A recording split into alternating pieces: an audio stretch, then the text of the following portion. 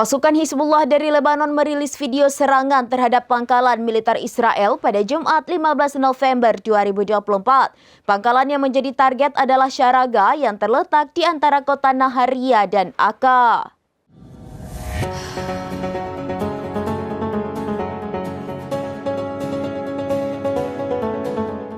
Pasukan Hizbullah dari Lebanon merilis video serangan terhadap pangkalan militer Israel pada Jumat 15 November 2024.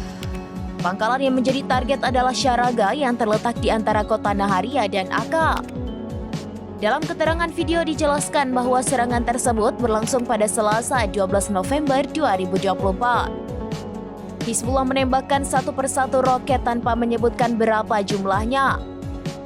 Roket tersebut terekam video menghantam sebuah bangunan hingga meledak. Sirine peringatan pun langsung dibunyikan dan memicu kepanikan warga. Tak berapa lama, petugas pemadam kebakaran mendatangi lokasi untuk mengendalikan kobaran api. Militer Israel tidak melaporkan apakah intersepsi roket berhasil dilakukan, namun 2 orang dipastikan tewas sebagaimana diberitakan The Times of Israel. Saat ini, kedua kubu masih terlibat saling serang, baik di perbatasan maupun secara jarak jauh. Hizbullah menargetkan wilayah Israel dengan dalih membela rakyat Lebanon dan Palestina.